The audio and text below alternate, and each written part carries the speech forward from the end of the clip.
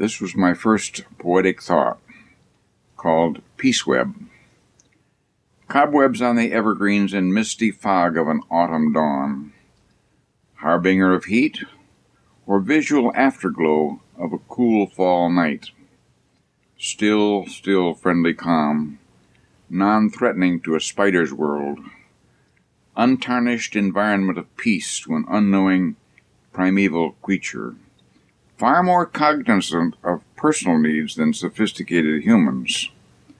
seeking to pierce the fog with puny beams of light, dashing to and fro in busied activity and unaware greeting of the budding day, sensing only annoyance with nature's whitened moisture,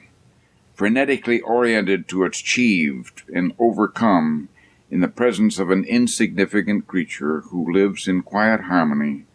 with new hope for each timeless moment.